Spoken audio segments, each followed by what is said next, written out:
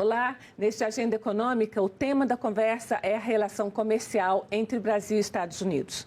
Em agosto, o presidente dos Estados Unidos, Donald Trump, impôs tarifas de até 50% aos produtos exportados pelo Brasil ao seu país. A medida deflagrou uma grande confusão comercial, mas ao contrário do que pode parecer, as relações econômicas entre os dois países foram historicamente muito integradas, com uma vasta vantagem para o país norte-americano, mas com benefícios também para o Brasil.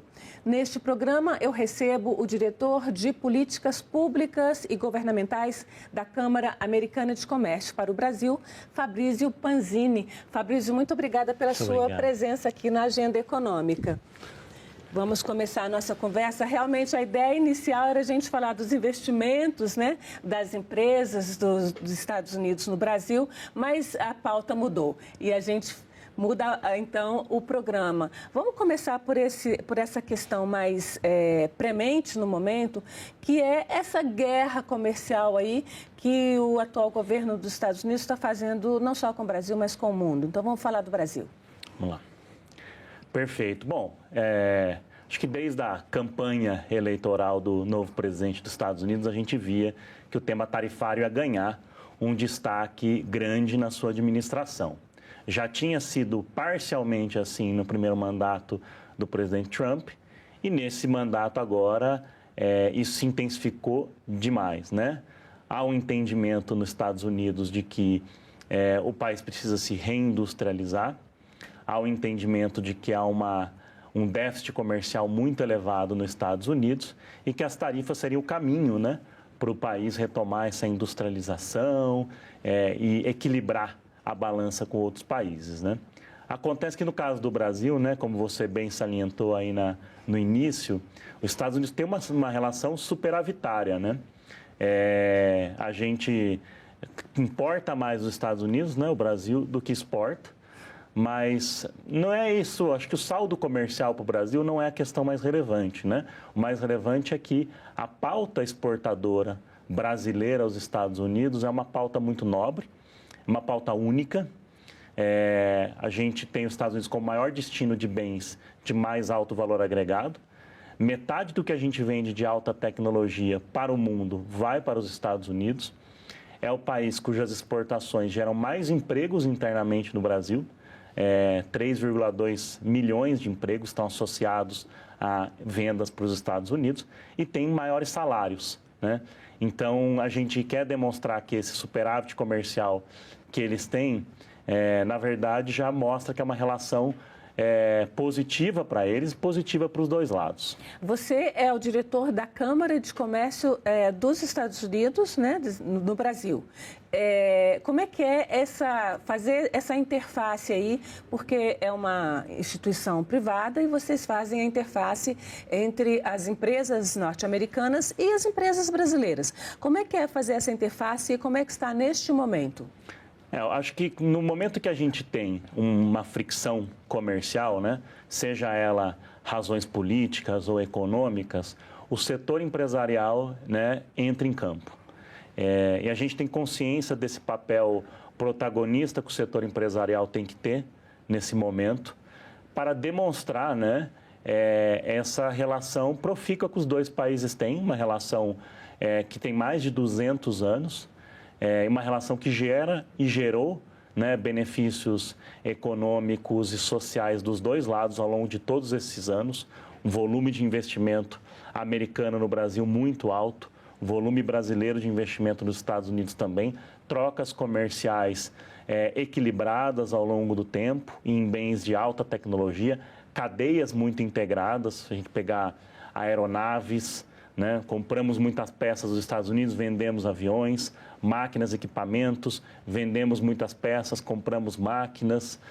Então, uma série de setores que são muito integrados. Então, no momento que você tem uma fricção dessa, a Câmara passa a ter um papel ainda mais relevante para demonstrar para as autoridades brasileiras e para as autoridades dos Estados Unidos, né, o benefício que essa relação traz e a necessidade que nós temos de buscar soluções negociadas, de buscar o diálogo para, então, eliminar essa tarifa que hoje a gente tem acima do mundo, né? Vou pedir então ao Daniel, nosso diretor de gravação, para colocar aqui na tela um pequeno gráfico que nós montamos a partir de dados do Comextat, que é um site de números, né, grandes números mesmo do Ministério de Desenvolvimento, Indústria e Comércio, sobre essa questão exportação e importação. E a gente vê aí que os dados de 2025 são até agosto, né, que são os dados mais recentes. Todos esses dados são bastante atualizados. 2022, a gente importou mais de 503 bilhões de dólares, aí é tudo dólar a unidade, né? E nós exportamos 34 bilhões, ou seja, isso aí dá quase 20%, 30%, né, a mais de importação do que exportação, né? 2023, exportamos 36,9, importamos 38, diferença pequena, mas já está ainda positiva. 2024, essa diferença foi menor, mas ainda positiva para os Estados Unidos. Se a gente for mais para trás, essa diferença é maior. E neste ano de 2025, mesmo com todas as questões, a gente exportou ainda menos de estar importando, continua importando mais. E isso aí, o que você disse é que a maioria dessa exportação e importação é de produtos industrializados, mas os Estados Unidos também eram grandes consumidores de commodities brasileiras. Também. E uma das vantagens, né, e o que torna, né, como eu disse no início, os Estados Unidos um destino único, é porque as nossas vendas para lá têm uma característica também que é a diversidade, né? A diversificação de produtos que nós vendemos aos Estados Unidos. Então, os Estados Unidos, ao mesmo tempo que ele é o maior destino nosso de bens de alta tecnologia, como eu mencionei aqui, aviões, mas poderia também colocar medicamentos e algumas outras máquinas, né, de mais alta tecnologia, ele também é o maior destino das nossas vendas de café, né? De café, né, bruto, que é manufaturado, que agrega valor nos Estados Unidos, ou também de celulose, por exemplo, e também de carne bovina. Nos últimos anos, os Estados Unidos ganhou, né, uma proeminência muito grande, ganhou um destaque muito grande nas nossas exportações. Então, diferente de outros países, né, que 3, 4 produtos acabam representando 90% da nossa pauta exportadora, nos Estados Unidos são mais de 200 produtos, né, que representam aí 80%, 90% da nossa pauta exportadora. Então, de fato, é isso. Tem tanto a indústria como uma muito importante, quanto alguns bens agrícolas também. Esses bens agrícolas a gente consegue substituir o mercado com maior facilidade, né? Migrar de vender para os Estados Unidos para vender para outros países. O mercado árabe está se abrindo, China está se abrindo, né? Mesmo a África, que compra muito pouco, mas já começa a ampliar as nossas compras. Agora, da parte de industrializados, não. Como é que vocês pretendem fazer essa transação? Essa negociação, na verdade, né? Recentemente, parece que começa a haver uma possibilidade de conversa entre o presidente brasileiro e o presidente norte-americano. Os bens industriais de mais alto valor agregado, você tocou num ponto importante, eles são a maior preocupação. Não que, né, bens agrícolas também não sejam, alguns bens agrícolas também menos, né, de menor porte, digamos assim, em termos de volume de exportação, como frutas, mel, por exemplo, que o Brasil vai precisar continuar trabalhando para reabrir o mercado dos Estados Unidos. Mas como você colocou, às vezes nas commodities que o Brasil tem um acesso a mercado global maior, ele pode trabalhar para abrir mercado. E um outro movimento que acontece é que ao passo que o Brasil perde exportações aos Estados Unidos, outros países que substituíram o Brasil nos Estados Unidos deixam o mercado para o Brasil ocupar também em outros locais. Então, na parte de commodities, você tem razão, você consegue um pouco mais alocar. Na parte de bens industriais, o que a gente tem defendido muito, não só com o governo brasileiro, mas com o governo dos Estados Unidos, nós estivemos em Washington já 3 vezes esse ano e levamos essa pauta, é que há uma integração muito grande de empresas do mesmo grupo. Então, empresas americanas de máquinas instaladas no Brasil, que vendem essas máquinas para os Estados Unidos, elas prepararam esse produto, inovaram esse produto e montaram ele para atender as especificidades do mercado americano, questões regulatórias ou até demandas específicas daquela planta produtiva. Para você ter uma ideia, 1/3 do comércio Brasil-Estados Unidos é feito entre empresas do mesmo grupo. Então, que estão nessa categoria de bens mais industrializados, que a gente precisa ter uma atenção especial. Ou seja, empresas que têm uma matriz aqui e uma filial lá, ou o contrário, tem uma matriz lá e uma filial aqui no Brasil. Você pode citar empresas dessa... A Embraer, a gente já sabe, né, uma empresa originalmente brasileira, mas que tem capital aberto e tem também plantas lá.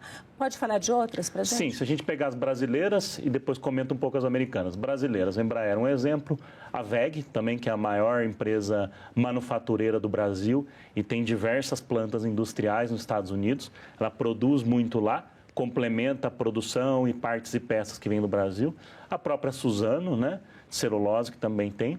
Pegando do lado americano no Brasil, aí o volume é muito grande, né, mas dá para a gente pensar na Caterpillar, em máquinas, né, rodoviárias, na John Deere, em máquinas agrícolas, por exemplo, Johnson & Johnson, equipamentos médicos, né, que trocam. Produtos também, né? Produtos de consumo também. Enfim, é uma riqueza de pauta, né? Automotivo também tem, né? General Motors vende, né, ferramentas daqui para os Estados Unidos, para suas empresas lá. Então, é um número de exemplos, assim, infinito quase. É muito difícil, quer dizer, apesar dessa crise, esse comércio não vai deixar de existir. E pode mudar novamente com um outro padrão, por exemplo, de tarifas a ser implementado ou por esse governo ou por um outro governo no futuro. Uma tarifa de 50% ou 40% em alguns casos, ela é muito preocupante. Ela pode mudar esse padrão, então é por isso que a gente tem, né, salientado muito que não dá simplesmente para a gente, né, dizer, olha, conseguimos substituir os Estados Unidos, ou pelo fato de haver muitos investimentos bilaterais, os 50% não fazem a diferença. Faz sim.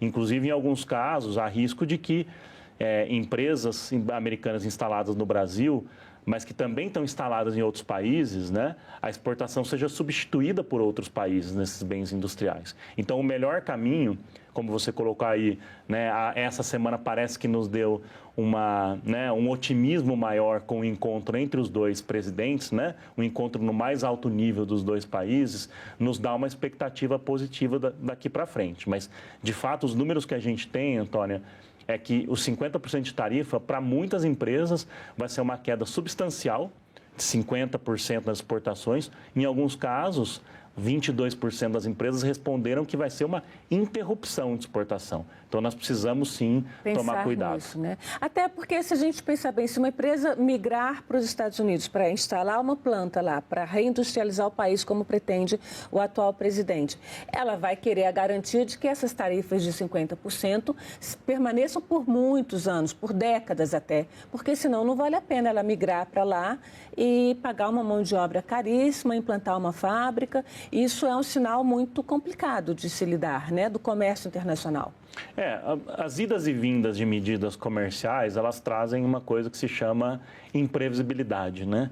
Eu acho que é algo que para o setor empresarial, né, custos, muitas vezes ele consegue driblar e a gente sempre precisa trabalhar na agenda de custo, mas quando há uma instabilidade muito grande, você acaba adiando projetos de investimentos, adiando trocas comerciais. Então, essa maior previsibilidade ela é muito importante. Agora, cada empresa, cada grupo vai buscar uma saída, né? Eu acho que não é tão binário, né? Se eu faço investimento nos Estados Unidos, eu deixo de comprar aqui, deixo de fazer lá. Não, os investimentos bilaterais, né? A história mostra muito isso, que ele, na verdade, puxa mais comércio. Então, se a gente for algumas empresas usarem como estratégia investir mais nos Estados Unidos, isso vai ajudar, inclusive, o comércio bilateral. Tá, eu vou pedir ao Daniel para colocar um outro gráfico que nós montamos que fala exatamente desse estoque, né, de investimentos estrangeiros no Brasil. E aí são números também, são números de 2023, mas são os dados mais atualizados com os quais o MDIC trabalha. E a gente vê que os Estados Unidos ou era à época, né, o maior investidor estrangeiro no Brasil, né, seguido de Espanha, quase empatada com a França, Uruguai, nosso vizinho, e China em quinta posição. Certamente esses números de lá para cá já tiveram mudanças, mas quando a gente trata de dados oficiais, a gente tem que lidar com os dados que os governos consideram, né, ou pelo menos que eles já têm consolidados. Então, por isso que a gente está trazendo esses dados de 2023. Esse estoque significa o que as empresas norte-americanas já implantaram no Brasil, investiram no Brasil, fábricas que estão aqui. Como é que esse estoque, como é que ele se define? Exato. Os Estados Unidos é o nosso maior investidor internacional há muito tempo. Os dados de 2024 já mostram, né, mais de 300 bilhões em estoque de investimento no Brasil. E são mais de 3.900 empresas americanas aqui. E esse estoque representa exatamente isso. Operações, muitas vezes de serviços financeiros, né? Então, não necessariamente só fábricas e produtos industriais produzidos aqui, mas também serviço financeiro muito importante. A manufatura, como você comentou, é um dos setores importantes também, alimentos. Agora, uma coisa interessante, nós fizemos com a Apex nos últimos anos, né, um levantamento dos investimentos americanos no Brasil e notamos uma novidade nos últimos anos. Os Estados Unidos têm feito mais investimentos em tecnologia, data center, por exemplo, inteligência artificial e mais relacionados à energia renovável, né? Por exemplo, minerais críticos para energia renovável ou mesmo, né, energia eólica e solar. Então, nós estamos vivendo um novo momento desse investimento dos Estados Unidos no Brasil. Quando a gente fala em investimentos dos Estados Unidos, na verdade, a gente está falando de investimentos de empresas ou entra aí também uma pequena parcela de investimentos diretos do próprio governo norte-americano? Principalmente, acho que, né, a imensa maioria, né, investimentos privados, empresas dos Estados Unidos, empresas que nasceram lá, né, com origem de capital americana e que vieram no mercado brasileiro, seja para, né, produzir e vender para o mercado brasileiro, produzir e vender para a região, ou às vezes produzir e vender e fazer trocas com o próprio mercado dos Estados Unidos. Agora, quando a gente fala em mercado, em empresas norte-americanas, elas não têm uma tradição de transferência de tecnologia, né? Assim, fizeram transferência de tecnologia para a China, mas para o Brasil, por exemplo, não tem um histórico de transferência de tecnologia. Você acredita que isso pode mudar? Depende de demandas do governo e das empresas norte-americanas, brasileiras, como é que esse aspecto de tecnologia pode se desenhar daqui para frente?